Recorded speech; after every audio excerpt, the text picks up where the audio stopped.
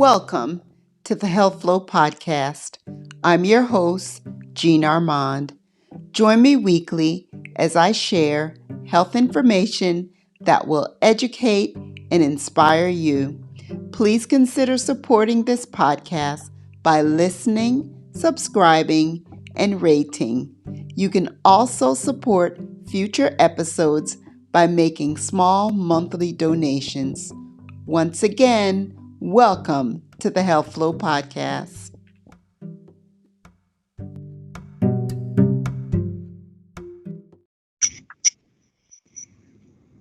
Welcome to the Health Flow Podcast. I'm so happy to have my guest this week, Dr. Jabari Jones, who's a psychiatrist in New York City. If any of you remember, he did episode 2 with me, which was on mental health, which did very well. And we always promise to get back together, particular because the holiday season is it's approaching. This is like just a few days before Thanksgiving, and the holiday season is not always it's not always happy for everyone. It brings back just memories that may be sad, disappointments. For some people, depression comes in. So, Dr. Jones and I are here together to talk about depression. And I've also really asked him to touch on suicide because of just the increasing trend that I've noticed with suicide. So, this is just an episode so that we go in prepared and we don't have to have the holiday blues. So, welcome, Dr. Jones, to the Health Flow Podcast. Thank you for having me, Jean. It's a pleasure to be on the podcast again. Awesome, awesome. So, we're going to jump right on in it. And I'll just ask you to define depression. Sure. So depression is a feeling state, right? So that's one way to think about it. But in regards to like what we call clinical depression, what it is really a feeling sad or not feeling interested in doing the usual activities that we want to do for a 2 week period or more. And it also includes like differences in your sleep. So either we feel as though we want to sleep more or we can't sleep at all, changes in our appetite. So we're either eating more or less food, and also like having difficulty concentrating. People may also feel as though they feel hopeless. They feel as though the future doesn't look as bright as anymore. And also, people may be plagued with thoughts about death and even thoughts about wanting to hurt themselves as well. So all of this, in regards to looking at it from a clinical standpoint, is happening for a 2 week period or more. And I make that the distinction between like what people call clinical depression and also the feeling state of feeling depressed and sad. Because again, like, if something bad happens to us, like we lose a loved one or there's a big change in our lives that we're not expecting or anticipating, we may actually feel sad and depressed about that for a couple of days or even for a longer period of time. And that actually may be quite normal. So I think it's also important to make that distinction as well when we talk about depression. Yes. Hmm. So if you stay in it for 2 weeks or longer, that's considered clinical depression. And at that time, that's a good, marker to start considering getting help, talking to someone about your feelings of depression. Exactly. And I mean, like let's say for instance we lose a loved one, there's grief, which is a normal process, which can take, months or years to kind of heal from. So, and that's like a normal state of sadness, right? But when Right. it comes on to depression, the main thing is that it may be kind of more so than what could be expected considering the loss, but also we're not able to function as well as we are like when it comes on to our work obligations and responsibilities, but also when it comes on to, dealing with household things and our relationships and family and friends and socializing, it could impact those type of things. So we're not able to function at our optimum level. Okay. Yeah, that's a good distinction to kind of have in mind. Right. Because you can have sadness for a prolonged period of time, but you're able to carry out all your activities of daily living. You go to work, carry on with your household, just do all the regular things, but just have on and off feeling of sadness. That's totally different from clinical depression, where it freezes you. You're not able to function, not able to go to work, right? And just the constant thoughts, bad thoughts. Correct. That's an excellent way to put it. You summarize it really well. It's mainly like not being able to function. But sometimes, even the thoughts of sadness that we may have and some of the symptoms that I described before, like not being able to sleep as good and maybe having difficulty concentrating and things like that, that could still put us in the category of having depression. And it would be helpful to reach out to a professional, somebody to talk to about that, because it's having an impact on our ability to function at work and with our responsibilities with loved ones and at home and things like that. So it's kind of one of those things where you have to look at like the context and the big picture. But definitely more when it comes on to clinical depression, there's a really, really distinct difference in how we're able to function in our lives. And that kind of puts us more in the category where it's important to, reach out for help if we feel that way. Right. Mm-hmm. And I think I also just want to add too, I mean, we deserve to be the best that we can be and also to feel the best that we can feel.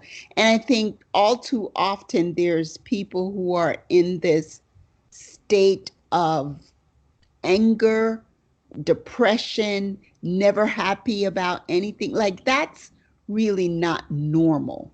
It is not normal for a person not to feel joy in anything around them. Would you agree?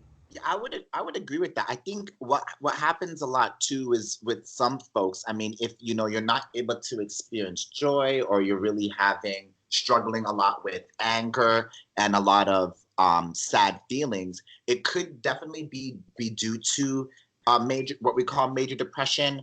It could also be due to other conditions as well, whether it be personality characteristics that we may have, or how we, have been raised to view the world.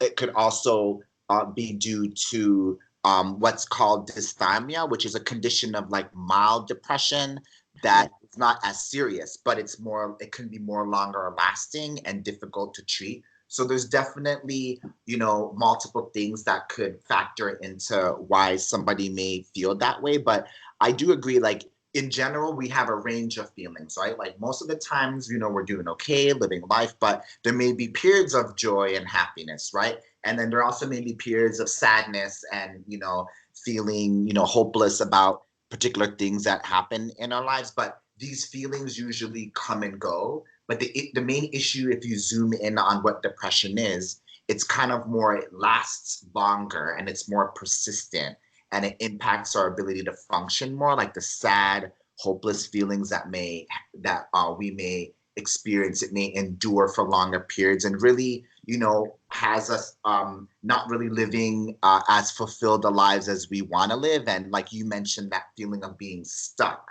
oftentimes that's a big feeling that people feel. So I think us having this kind of dialogue around what depression is important, because there's definitely the ups and downs that happen in life. But depression really is when we feel stuck and these feelings persist and they impact a lot of different areas of our lives. Okay, very good. So now let's move on into what are the common causes of depression? Yeah. So, the causes are, Factorial. multifactorial. Yeah. So what mental health professionals, the model that we ascribe to is the biopsychosocial model. So there's definitely, genetic and biological causes. So genetic causes like, let's say you have depression may run in our families, for instance. So because it's genetic, we may have a higher chance of having it if it runs in our family. And then another biological piece also is hormonal. So there's a lot of evidence showing that depression is slightly more common in women. And a lot of the reasons why people feel it may be is just because of the difference in the hormonal changes that women go through that men do not go through, right? So those are kind of some of the biological factors that factor in. And then with the psychosocial model, the psychological part, so the second part of it could be, again, like how we were raised, right? And the different ways of coping that were modeled for us and how we like view the world. A lot of these things are psychological ways of looking at things, where we may have a lens of the world that may be more negative than other folks just because of how we were raised. So these may be some of the psychological aspects that deal with depression. And this also can talk about traumatic things that we may have experienced growing up as well, and how we were able to overcome some of these things and build resilience or not build resilience. So those are some of the psychological factors that may, factor into the development of depression. And then with the biopsychosocial model, the third, the social piece, is again the level of stresses that we may experience in our lives. Like, for instance, some of us, like economic stressors, like poverty, for example, or being in a hostile environment where you could just imagine, for instance, somebody that's from a stigmatized community or from a marginalized community, for instance. They can, this type of environment can lead to stress, which can lead to depression. So it's a lot of these multiple factors that kind of play in and intertwine that develop major depression in folks. Yes, it could be, I mean, like you said, so many things. It could be obviously, like you said, loss of a family member, a woman losing a baby, a man who's been out, not living up to his fullest potential that he imagined for himself, seeing death and dying like in military people. And I think depression sometimes can be a signal of something greater. And depression sometimes is the first thing that, when I say greater, meaning another psychiatric illness or ailment, or just really a cry for help of something bigger going on in a person's life. Have you ever experienced that? Yeah, I totally agree with you 100%. I think that oftentimes, if you take the metaphor of like an alarm signal, where Yeah. sometimes, because I love how you use that example of like, let's say a man who has a particular expectation of how, their career should be or their relationship should be, for instance, and because they may not be meeting that expectation, they may feel depressed, right? And then we could pinpoint, oh, it's that particular expectation that you have that, kind of setting off this alarm for you to be this way. But just like how you had mentioned, it could signal something deeper. Well, it could also be that perhaps the way that we may set up our lives with all of these expectations, sometimes it's important to kind of examine, at a deeper level, like, where did these expectations come from, right? Because if everybody's expected to be, a multi-millionaire, billionaire, right, by the time that they're 30 years old, for instance, and we have a man who does not meet that expectation, and because of that, they're depressed, right? That gap between what we're expecting and our reality could be depression, but it could be something like saying, look, if you look at the population, right, very few of us are multi-millionaires by the time that we're 30, right? So Right. you harbor this deep belief that you may not even be conscious of, that could be one of those things that's driving a depression, like having this, expectation that might not be really helpful and based in reality. Like, it may be better to say, look, with the gifts that we've been given, right? And, our genetics, we're able to kind of, live a particular type of life. And, we should have a healthy dose of self-esteem around that, right? But if we don't, and we feel as though we should be, further along than we are, if this expectation is like not really healthy to have, it could actually lead to us feeling depressed. So I think, like, the example that you use is a really good one, because it kind of shows that sometimes it's like unconscious beliefs that we may not even know we're having could drive us to feel a certain type of way. So I definitely agree with you that it could signal something deeper, for sure.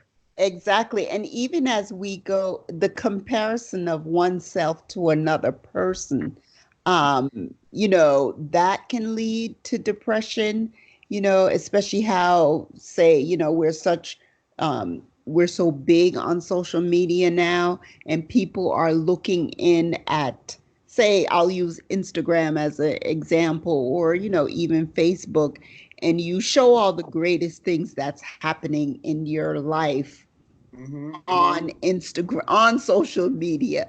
But that's just one time, one moment. You don't know what else is going on in that person's lives, what they're struggling with.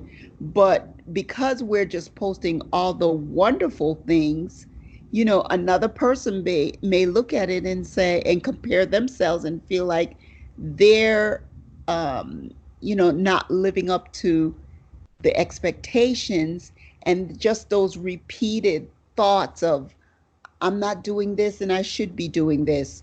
I don't look like that. I'm not that size. I'm not this. Or even with the holidays coming, you know, instead of, we're focusing on, buying lavish gifts and, doing things that, are bringing stress to you at the end of the day, just because you're trying to keep up with this image. Those things are hurting and causing depression.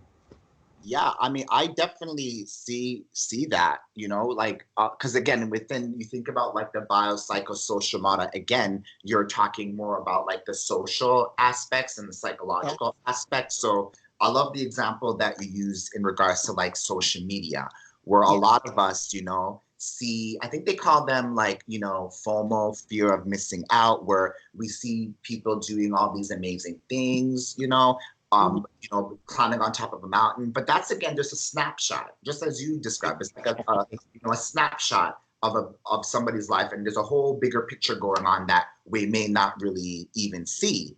So, and then, but what we're doing is then we're like fantasizing and comparing ourselves to not even a reality of somebody's life, but a fantasy.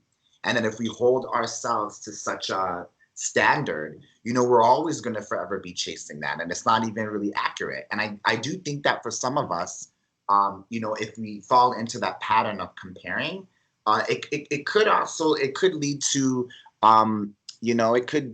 a decrease in our well-being and emotional health. So I really see that. And I'm glad that you mentioned that, because, even, talking about the holidays, for instance, you turn on the TV and, you're kind of in this environment where there's a lot of advertisements and there's a lot of pressure, to like buy gifts for people, to have, family gatherings where everything is perfect and pristine, and there's this image. And I always say, perfection is the enemy of the good. That's a saying that I've heard pretty often. And so I think, we kind of do, like, we build this expectation, or we think that everybody around us has this perfect life and perfect family. And, it's really not the case. We all have our struggles and challenges. And I think that, a lot of the, what the advertisements and things like that kind of feed us a particular image, fantasy, but then we take it as reality. And I think that kind of discrepancy can lead to a lot of us, having comparisons that aren't even really fair for us, right? Or fair for our families, right? And can cause a lot of unnecessary strife. So I'm so glad that you mentioned those things, especially with the holidays coming around. And yeah, these are things that can cause, us to feel like sad or depressed. And why don't I have that? And why can't I afford to buy my loved one this or that? Right. Or that you're less of a person because, you can't do those things. And really, just this is just also to bring awareness to people that your state of mind, um, really affects your total physical and mental being. Because if you have a depressed person, physical illness can, be brought on because of this constant state of depression, to where it's now bothering your immune system. You're not able to fight illnesses.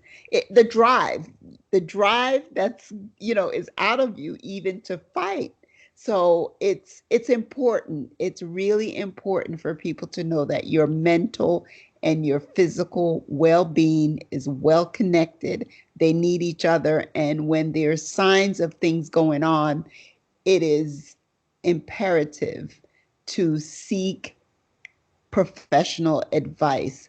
Talk, say what's inside of you. Stop, burying things. For me, when you don't express yourself like you should, you have repeated thoughts of certain incidents over and over again. But when you do allow yourself to talk, whether it's to a friend or a professional, it's then released. It's released and it's dealt with, most of the time. So I just wanted to share that.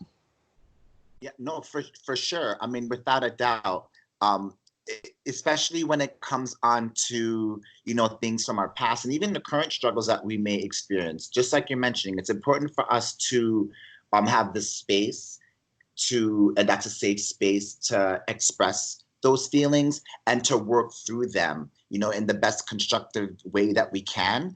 Because that again leads to our like personal growth, right? And it also leads to healing as well. A big part of healing is acknowledging and giving space to the struggles and difficulties that we have.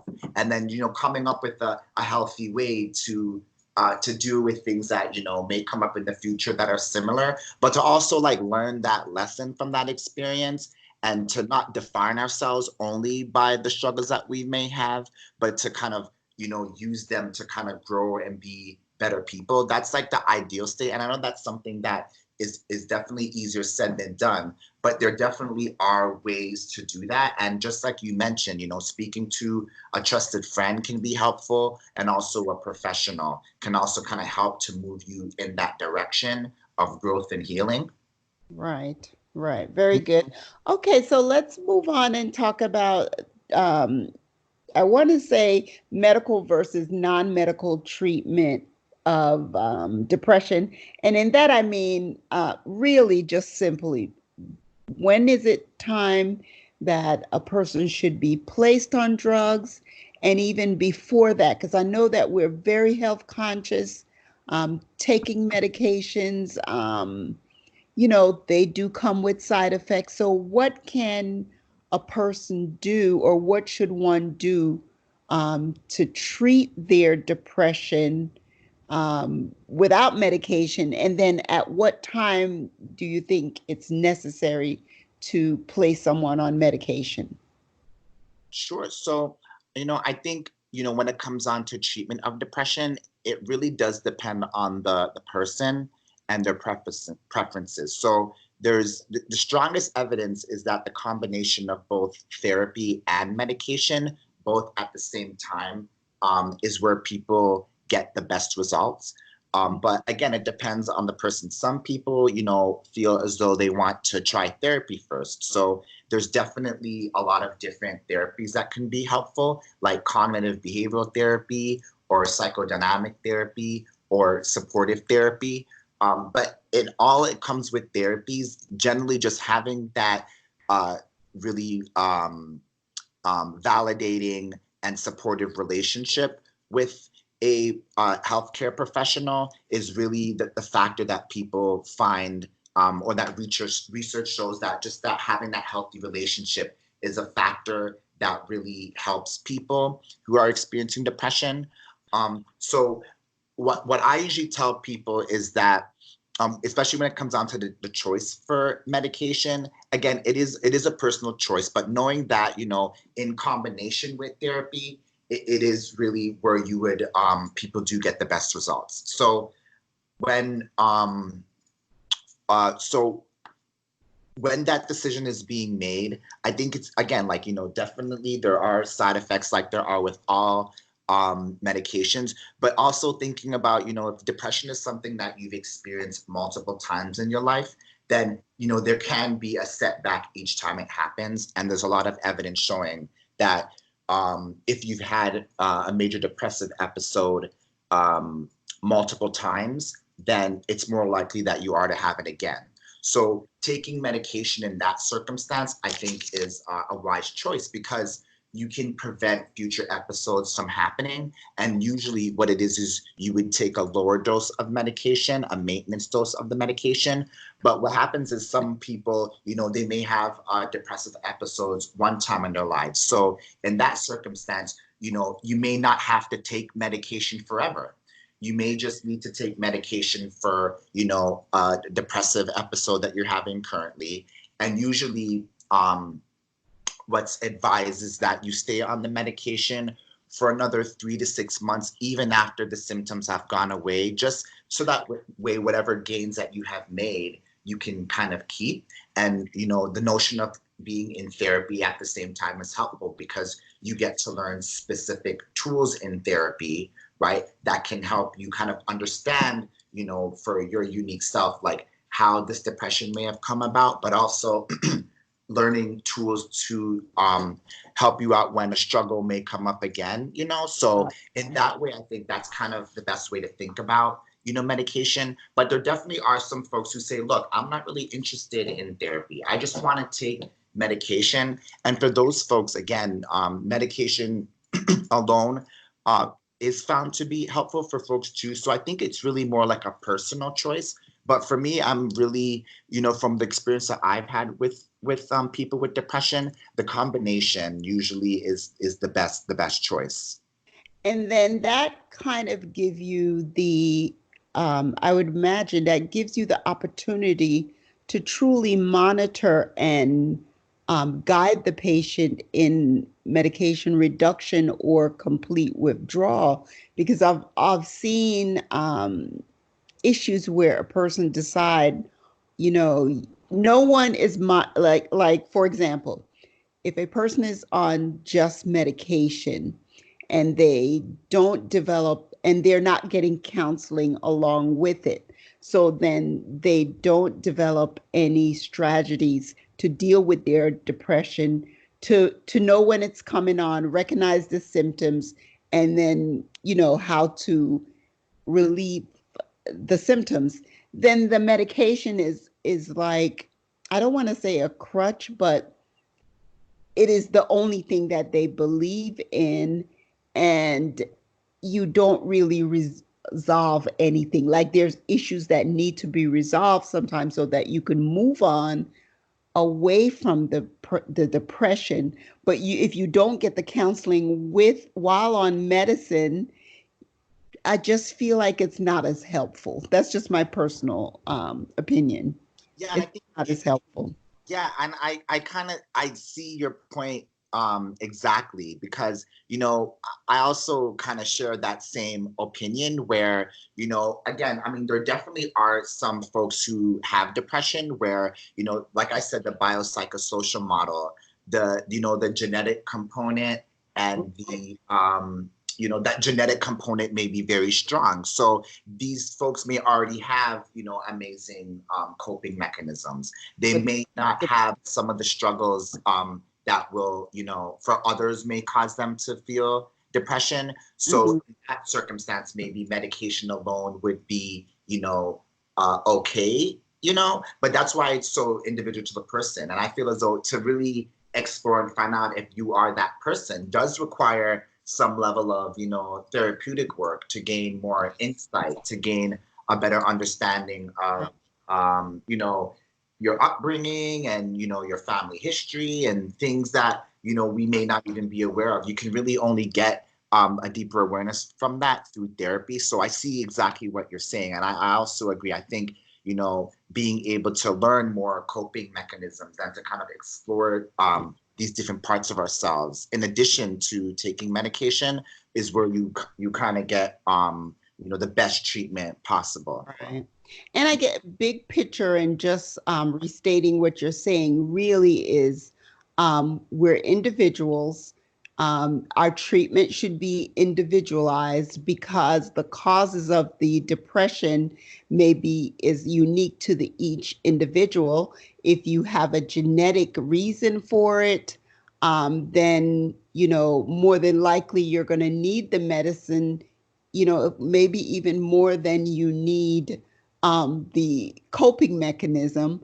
But so it's really important to realize that depression is not treated the same for everyone. It's not like you have a cold and you treat the symptoms of the cold and that's it. Depression is really that individual's walk with this experience. So the care and the treatment has to be individualized.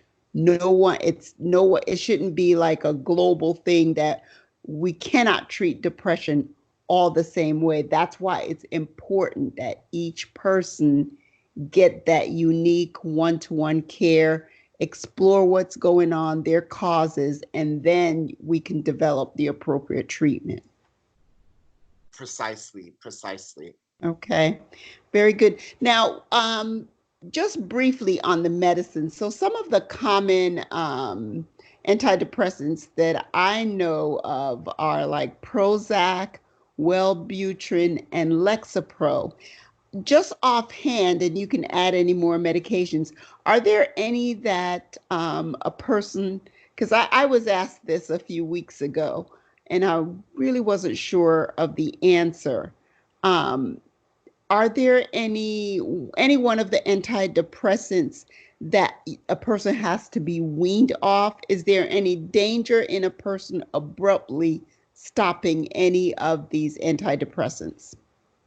So with the so in regards to the different classes of antidepressants, there are definitely many, but you mentioned a couple of them. So the selective serotonin reuptake inhibitors like Prozac and like Lexapro and Celexa and Zoloft, and then there's the serotonin and norepinephrine reuptake inhibitors like Cymbalta, and there's also Effexor, and then there's dopamine and norepinephrine reuptake inhibitors, or sorry, dopamine reuptake inhibitors like Wellbutrin, for example. So there's definitely different classes of medication. Right. And yeah, with them, abrupt cessation of any of them can possibly cause withdrawal symptoms, which can, include such things as like feeling more anxious or a recurrence of your depression, or, feeling physically ill. It's not life-threatening, but it does come with the element of suffering, which is why it's so important to work with your prescriber, right, in order to go down safely on the medication if that's the choice that you've made. So definitely there are side effects and withdrawal symptoms to abruptly stop the medicine, which I would suggest not to do. Yeah. And in regards to like choosing which medication to take, that's really something where, really looking at what symptoms you may have. One class of medication may be better than another class of medication. So it really does depend on the symptoms of depression that you're having, and also the acumen of the prescriber in regards to choosing a medicine that they feel will work best for you. And oftentimes it can be a little bit of a, testing certain things out. So, because we're so unique, like one medicine may work better for you, meanwhile, another medicine may work better for somebody else.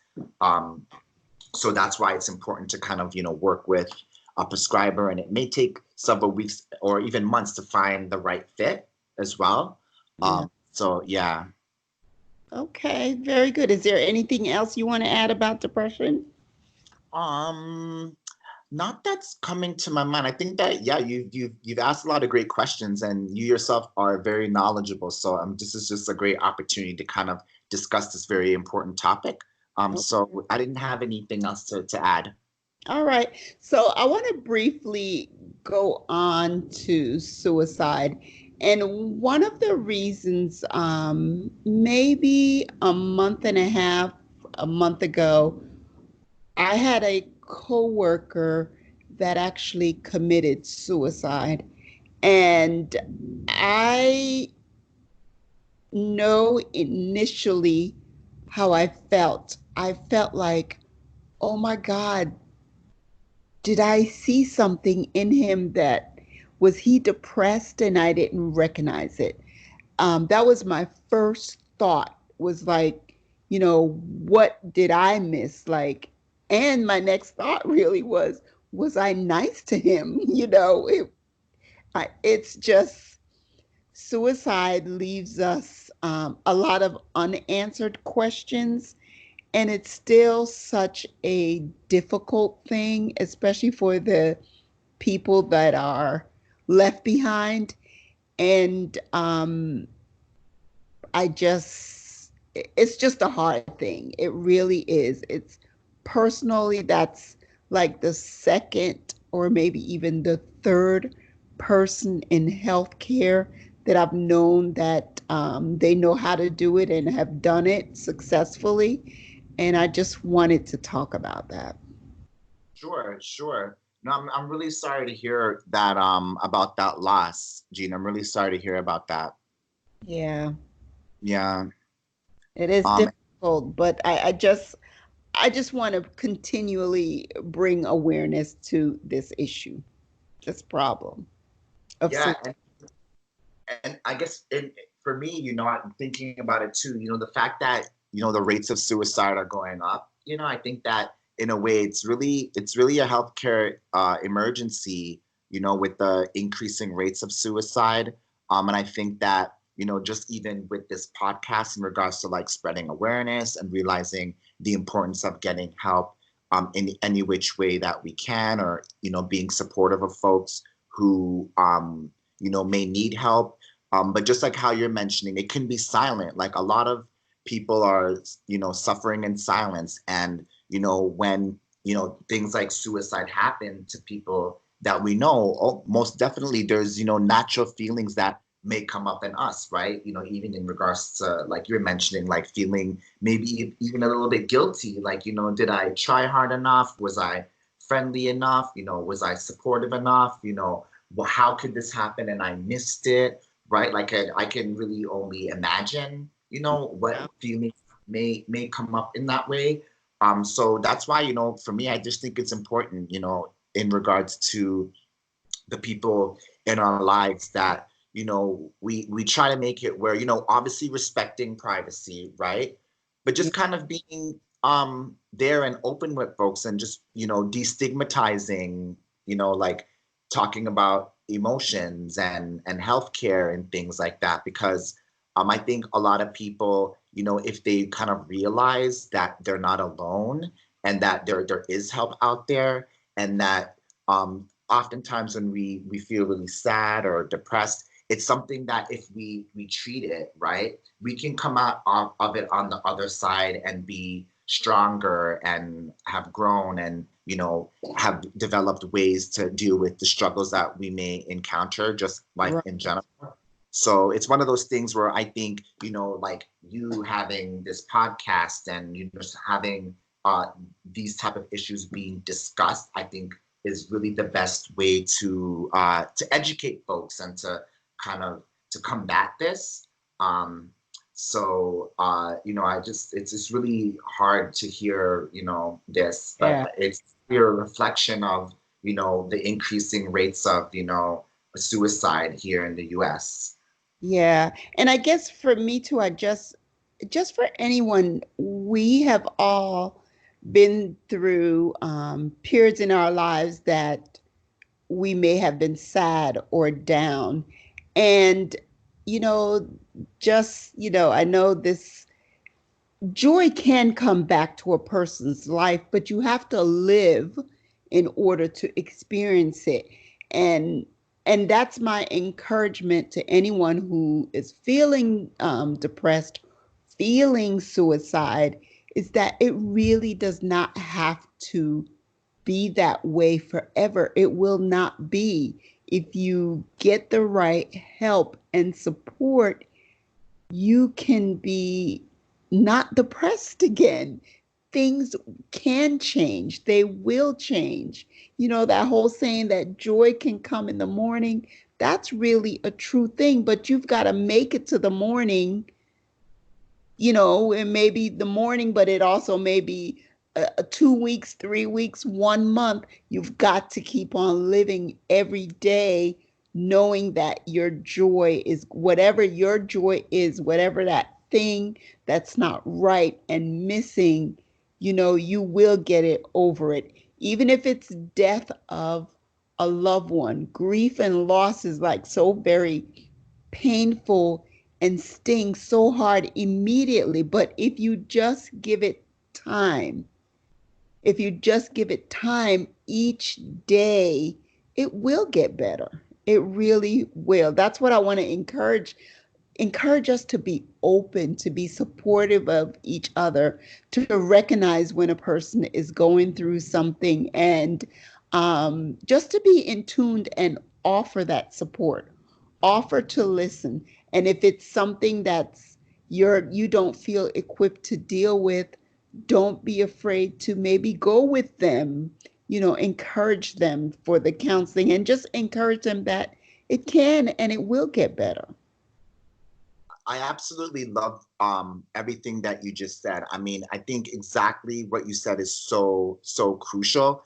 And even in regards to, you know, like that, it takes time, right? You know, and it's about what we do with that time. And I think it's about, you know, realizing that, look, even if we are facing difficulties, you know, having a safe space with a loved one, or, you know, hopefully, you know, I really encourage folks to reach out and speak to a professional, an emotional health professional, so they can kind of walk you through, you know, the facts and the feelings of what it is that you're going through. Because oftentimes, I think I may have used this analogy in our last podcast, and this analogy came to me from one of my mentors, but I just feel as though it's so great, where it's almost like we have this emotional closet, right?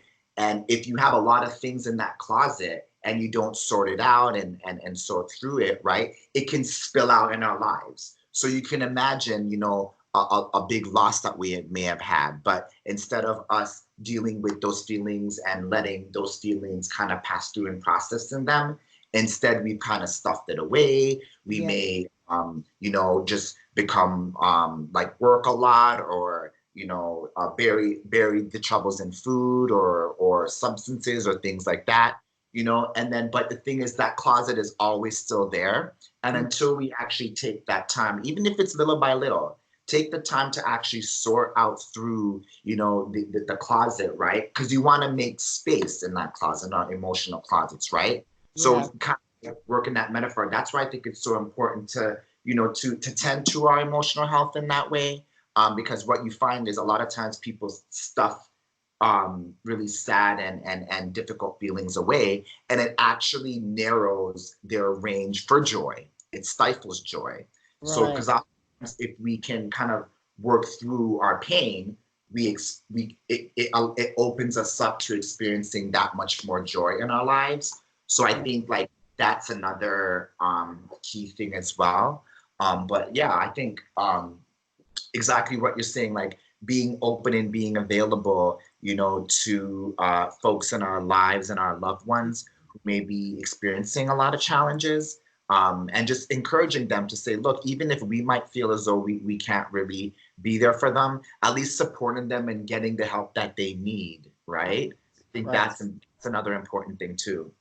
Yeah, and it's all about communication, right? Because even just to go along with that analogy, and I can see it, and I can see sometimes in my personal life that this has happened. Um, Someone says something to you that really hurts your feelings, right? But you don't deal with it. You think you're dealing with it by not saying anything, but it keep on, and what I say by not saying anything, by not, even if you don't say it right away, but by not dealing with it, right? So then you have repeat thoughts of it, and then one day an opportunity may come up, which is probably not even going to be best time, but that thing that happened 2 or 3 months ago can now be spilled out because you've held it in for so long, and didn't deal with it properly when it really did happen. And I know it's a two-way street because sometimes that other person does not allow you to deal with it and have a good, have a conversation about it. And so you need to, like you said, that emotional closet, like it's gonna spill over if you don't deal with things to make room for more. It's like you need to unpack the emotional baggage, the emotional hurt or pain, so that you could be open to other things. Right. And I mean, even the example you're using, let's say there's a disagreement with somebody, or you feel as though they may have crossed the line or something like that. Even Right. just like sometimes we don't have necessarily have the opportunity to speak with the person that may have done that to us, but at least taking the time for ourselves to even process through exactly like the facts of what happened and how we feel about that, right? And Right. even maybe how we may feel about not having the opportunity to confront this person and Right. and kind of facing our feelings around that, because on the other side of that then you can say, okay, what's the best way for me to handle this situation now, and in a way that will also be the most allow me to get the best results for my future as well. But I think what happens is when we don't kind of go through that process of, processing through and examining all of the feelings we may have about a challenge, what we end up doing, like the plans that we devise, don't really aren't the best plans. Yes. Have taken into consideration all of the feelings that we may have for whatever reason, right? And this is stuff is obviously easier said than done, but optimally, when we like actually take the time to really get in there and be honest with ourselves about how we feel about certain things, whatever plans that we make kind of takes into consideration our needs, right? And Right. what will allow us to like heal from the situation. Mhm. And even if things don't work out the way that we want, we can always circle back and, process whatever disappointment that we may feel about, our expectations not being met. But I think it's important to do that, to even if it's little by little, clean out that closet, or whenever anything is added to the closet, actually take the time to, you know, really face the feelings that we have about it, so that way we can come to a resolution about it. Absolutely. Absolutely. Oh my goodness, we can go on and on. This is really good. And I'm really hoping that this has been beneficial to our listeners. Is there anything else that you would like to share? Well, I know that I really want to give the listeners uh, information in regards to the crisis hotlines, Yes. just in case. So one of them is for the National Suicide Hotline. The number is 1-800-273-8255. Again, that's 1-800-273-8255. And Mhm. then there's also the National Crisis Text Hotline. And what you can do, if you want to reach out for help via text, is you can type home, HOME, to the number 741-741. Again, that's to text home for the number 741-741. Okay. Um, and I also have a plug for a book that I co-authored with my mentor. So it's myself, Dr. Jabari Jones, and also Dr. Loma Flowers. And it's called A Framework for Life, The Power of Emotional Competence Framework for Life. So definitely you can check that out. It's on Amazon and also on Apple in both electronic book versions and paperback. Awesome. And I'll make sure those are in our show notes, exactly what, you just said. Okay, And great. as always, thank you so much. And we're just here to help to help whoever we can help. And to this date, the episode that you and I did, the mental health episode, which is episode number 3, has been the highest listened to. Oh, So wow. Awesome. yeah, it really has. It's like it's doubled all my other episodes.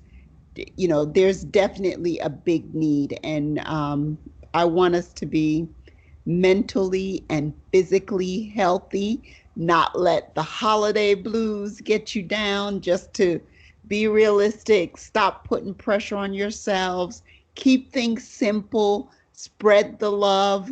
That's what the season is all about. Love you, Dr. Jones. Love you too, Jean. All right, we'll be talking soon. Okay, take care. All right, bye-bye. Bye.